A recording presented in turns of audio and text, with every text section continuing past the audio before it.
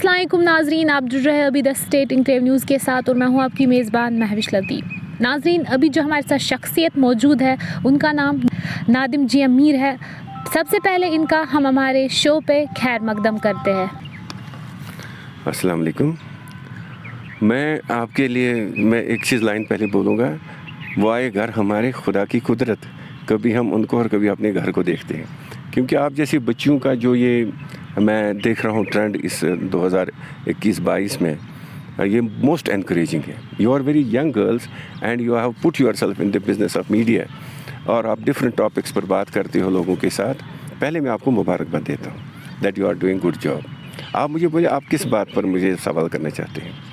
سر، آپ مجھے بتائیے، سب سے پہلے آپ کا ایک لاسٹ کچھ ہی دنوں پہلے ایک پروگرام منعقد ہوا تھا مرحوم غلام نبی صاحب پہ، اور وہاں پر آپ نے ایک مقالہ بھی پڑھا تھا۔ آپ اس جو پر وہ پروگرام منعقد ہوا تھا، سب سے پہلے آپ اپنے اس پروگرام پہ تھوڑی سی روشنی ڈالیں۔ یہ تھا 19 جون اسی مہینے میں، اور یہ شولی پورہ بڑگام میں ہوا تھا۔ یہ ایک بزرگ ہیں وہاں، حاجی علی محمد صاحب، ان کے اپنے دولت خانے پر کیا تھا، کیونکہ وہ اور یہ مرحوم غلام نبی گاور صاحب جو ایک بہت بڑے جج اور بہت بڑے رائٹر گزرے ہیں، تو ان کے ساتھ ان کے کافی تعلقات تھے۔ وہ ان کی تعلقات کی کہانی میں بعد میں آپ کو بتاؤں گا۔ تو انہوں نے ایک اعزاز، اور ان کی جو اینیورسری تھی، ایکچولی 2018 میں وہ گزر گئے ہیں، اور اس کے بعد اب چوتھی برسی تھی، انہوں نے وہ اسپیشل پروگرام وہاں بنایا تھا، اور پورے طول عرض سے، پورے ملک سے انہوں نے اسپیکرز بلائے تھے، انٹلیکچوئلز، رائٹرز، اور جتنے بھی آتھرز ہیں، اور خاص طور پر وہ لوگ جن کو غلام نبی گاور کے ساتھ قریبی تعلقات تھے۔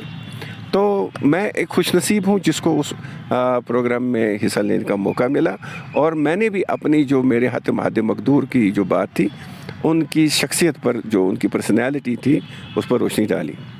تو مجھے امید ہے کہ ان پر اور بھی پروگرام ہوں گے، لیکن جو میں آپ کو آج، چونکہ آپ غلام نبی گاور صاحب کی بات کر رہے ہو، وہ ایک صرف جج نہیں تھے، وہ شاعر نہیں تھے، وہ آتھر ہی نہیں تھے، ناولسٹ نہیں تھے، he was a very good human being. ہم چونکہ آپ اور میں یا جیسے دوسرے لوگوں کے ساتھ جب ہم بات کرتے ہیں، we always try to see the personality of the person, یہ بندہ کتنا انسان ہے، اس میں انسانیت کتنی ہے۔ باقی آپ پروفیسر ہو، ڈاکٹر ہو، انجینئر ہو، یا جو بھی ہو آپ، دیٹ از یور پروفیشن، لیکن جب تک نا آپ انسان ہوں تب تک آپ کے وہ سارے پروفیشن کسی کام کے نہیں۔ تو میڈم ایسا ہے کہ یہ جو شخص تھے مرحوم غلام نبی گاور صاحب، ان کو اللہ نے ایک بہت سافٹ دل دیا تھا۔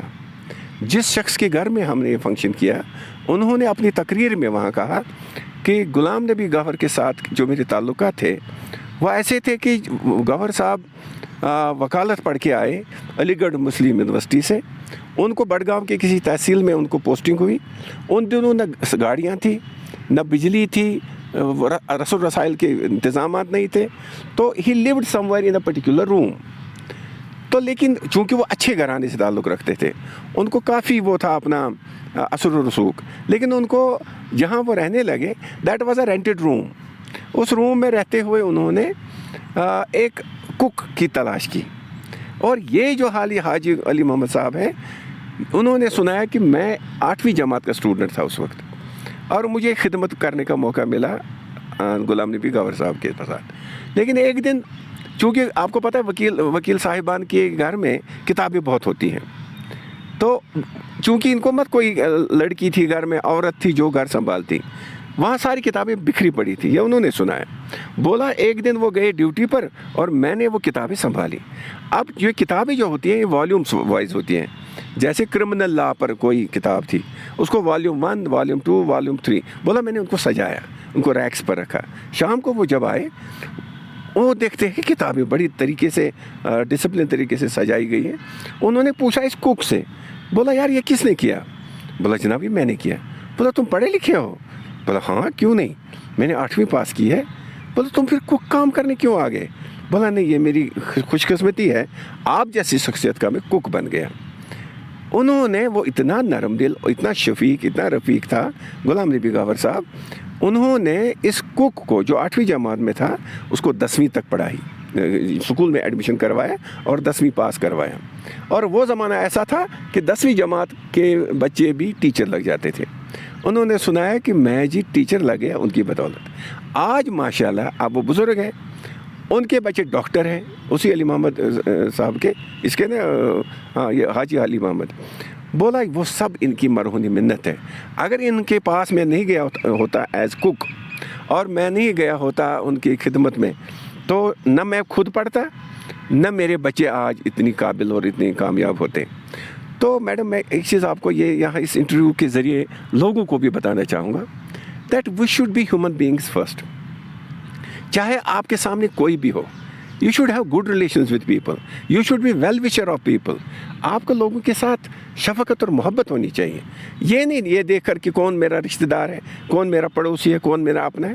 جتنے بھی لوگ آپ کے سامنے ایک سائل کی صورت میں آئیں, ایک حاجت مند کی صورت میں آئیں, یا اس کو کوئی ہیلپ آپ کر سکتے ہو, آپ کو اللہ نے وہ قوت دی ہے, وہ صلاحیت دی ہے, you should always put yourself in that business and help them. یہ مرحوم غلام نبی غافر صاحب کی ایک بہت بڑی جو ہے تعلیم جو ہمارے لیے مشعل راہ ثابت ہوتی ہے. اور آپ یقینی جانو گے اس پروگرام میں حصہ لینے کے بعد, اگرچہ مجھے اللہ نے یہ صلاحیت پہلے بھی مجھے ایسا مائنڈ اللہ نے دیا تھا, لیکن یہ ریوائیو ہو گیا, اس میں اور برکت ہو گئی.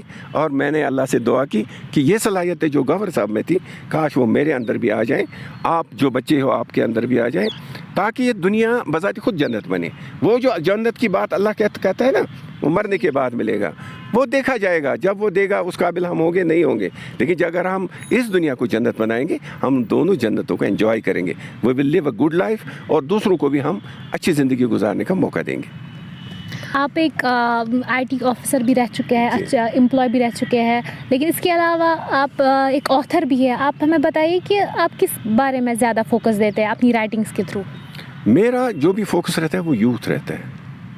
مجھے چونکہ میں نے جوانی کا دور گزارا ہے, اب میں اس سٹیج پر ہوں جب میں نوجوانوں کو پھولتا پھلتا دیکھنا چاہتا ہوں, خاص طور پر ان بچوں کو جو لکھنا پسند کرتے ہیں, جن کو لکھنے کی طرف زیادہ وہ انٹرسٹ ہے. چونکہ جس عمر میں آپ ہو یا جس عمر میں آج کے بچے, ہمیں پرسوں بھی انشاءاللہ 25 کو ایک فنکشن ہے, بہت سارے بچوں کی کتابوں کو ہم ریلیز کریں یہاں ٹیگور ہال میں. وہ بچے 10th یا 12th کے, میں حیران ہوتا ہوں کہ ان کے اندر اتنی صلاحیت. لیکن ضروری یہ ہے کہ ان کو جو ایڈیٹنگ کرنے کی ضرورت ہے, اس کتاب کو اصلاح کرنے کی ضرورت ہے, ان کو کام سکھانے کی, وہ ہم جیسے لوگوں کا کام ہے. ہمیں نہیں دیکھنا ہے کہ یہ بچی میری ہے یا کسی اور کی ہے, یہ لڑکا میرا بیٹا ہے کسی اور کا ہے. جس کے اندر یہ صلاحیت موجود ہو اس کا حوصلہ بڑھانا, نہ صرف ایز رائٹر ایز آتھر, بلکہ کچھ لوگوں کی کیلیگرافی کا شوق ہوتا ہے, کسی کو آرٹ اور پینٹنگ کا شوق ہوتا ہے, کسی کو میوزک کا شوق ہوتا ہے.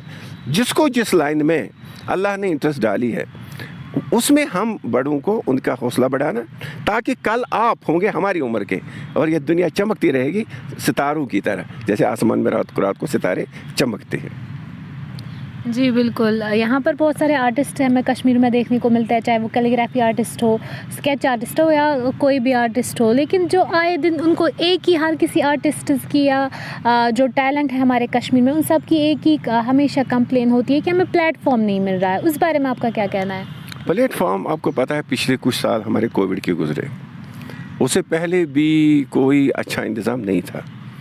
یہ میں اپنی اسٹیٹ گورنمنٹ کو, سینٹرل گورنمنٹ کو ریکویسٹ کروں گا کہ وہ نوجوان ہو, بیکاز نوجوان ہی سب کچھ ہے, ریڑھ کی ہڈی ہے سوسائٹی کی نوجوان. ان کا حوصلہ بڑھانا, ان کو شفقت دینا, ان کو تربیت دینا, ان کو صحیح راہ پر ڈالنا, وہ ہماری حکومتوں کا بھی فرض ہے.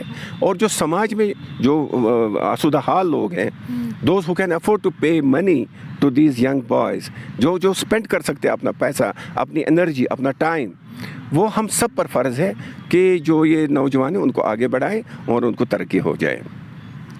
آنے والے ٹائم میں ہمیں کیا ہوا آنے والے ٹائم میں ہمیں آپ کے تھرو آپ بول رہے ہیں کہ کچھ اور پروگرامز منعقد ہونے والے ہیں, ہمیں کیا کیا پروگرامز آگے والے ٹائم میں ہمیں دیکھنے کو ملے گی جس سے یوتھ کو امپاورمنٹ ملے گی؟ دیکھیے سب سے بڑا چیز جو ہے نا, اس وقت آپ بچوں کو دیکھتے ہو آج کل چھوٹے چھوٹے کارخانے قائم کرتے ہیں, جس کو ہم بولتے ہیں مائکرو انٹرپرینیورشپ. میں ان لڑکیوں کو جانتا ہوں جنہوں نے اپنا ایک چھوٹا سا کارخانہ کھولا جہاں وہ کیک بناتے ہیں، جیسے وہ ہیپی برتھ ڈے کیکس بناتے ہیں. ہاں بالکل. تو اتنا اچھا کاروبار یہاں سورا میں، بسپورہ میں، I have met those girls, وہ کام کر رہے ہیں. کچھ لوگ کو وہ آری کا کام، جو وہ ایمبرائڈری، سوزنی، تو اس طرح کی جس کو جو صلاحیت ہے اس طرح کے پروگرام ہو سکتے ہیں. لیکن اس میں جب تک حکومت بھی ساتھ دے، سرکار اس کے لیے کوئی سہولیات دے، لونز دے، سافٹ لونز، ان بچوں کو پیسہ دے، فائنینشیل اسسٹنس دے، کیونکہ بچہ افورڈ کہاں سے کرے گا؟ وہ تو پڑھنے کے ہی اخراجات پورے نہیں کر پاتا ہے. تو یہ چیزیں مشکل ہیں. اب اگر حکومت ایک طرف سے، دوسری طرف سے آسودہ حال لوگ بھی مدد کریں گے، وہ اپنی لوکیلٹی میں چھوٹے چھوٹے وہ انسٹیٹیوشنز قائم کریں گے جہاں تربیت بھی فراہم ہو، اور اس کے بعد وہ اپنا روزگار کمانے، پھر ضرورت ہی نہیں ہے سرکاری نوکری ڈھونڈنے کی جس کے پیچھے آج لوگ پڑے ہوئے ہیں. So every person is suppose to help their youngsters. اپنے علاقے میں وہ قائم کریں ان کی انسٹیٹیوشنز بھی جہاں تربیت بھی ہو، اور جہاں ان کو پھر وہ کارخانہ بھی قائم ہو، تاکہ وہ اپنا روزگار عزت سے کمائیں ود اے ڈگنیفائڈ لائف. ٹھیک ہے. لاسٹ میں آپ کی کیا میسیج رہے گی کشمیر کے یوتھ کے لیے؟ دیکھیں، مجھے ایک شکایت ہے یوتھ کے ساتھ. ابھی تک تو میں نے شفقت کی باتیں کی، کیونکہ آئی لو یوتھ، چاہے وہ بوائے ہو گرل ہو، وہ میری آنکھوں کے تارے ہیں. لیکن کچھ بچے ہیں جو اپنے ماں باپ کی بات نہیں سنتے. They are not obedient to their parents. وہ سمجھتے ہیں کہ ماں باپ، مجھے اس پر بھی کافی دکھ ہوا کئی بار جب مجھے بولنا پڑا کہ یہ اپنے ماں باپ کے ساتھ برا سلوک کرتے، اپنے ٹیچروں کے ساتھ، اپنے بڑوں کے ساتھ. پہلے جب تک نہ انسان کو اخلاق ہو، تمیز ہو، تہذیب ہو، تب تک آپ کا سارا کام بیکار ہے. Particularly you should be obedient to your parents. اور اگر آپ کو ماں باپ یہ کہتا ہے کہ فلانی کام غلط ہے، فلانی کام ٹھیک ہے، you should listen to your parents. آج آپ سنتے ہو ڈرگس کے شکار ہو گئے ہیں بچے. ایک عالمی سطح پر ایک پروگرام چل رہا ہے کہ ہم بچوں کو اس سے باہر نکالیں. جب تک نہ اللہ ہدایت دے بچے کو کہ وہ اس ڈرگ کی وبا سے بچے، تب تک کوئی کچھ نہیں کر سکتا. آپ نے سنا ہوگا نوح علیہ السلام ایک بہت بڑے پیغمبر، ان کے نام پر قرآن مجید میں ایک سورت ہے. تو ان کا بیٹا جب وہ طوفان نوح کا اعلان ہوا، اللہ نے ان کو کہا کہ اب طوفان آنے والا ہے، کیونکہ لوگ سنتے نہیں تھے. انہوں نے چڑھائے لوگ جتنے بھی ان کے ماننے والے تھے، لیکن بیٹا ان کا نہیں مانا، اپنا بیٹا، پیغمبر کا بیٹا. تو وہ کہتا ہے یار تم آ جاؤ نا، تم ڈوب جاؤ گے، سیلاب آنے والا ہے، طوفان آنے والا ہے. لیکن اس بیٹے نے نہیں مانا. جب اس نے بہت اصرار کیا، پھر اللہ کی طرف سے پیغام آیا، بولا نوح علیہ السلام آپ یہ کیا کر رہے ہو، اس کو مقدر ہے ڈوبنا، یہ آپ کی بات نہیں سنے گا.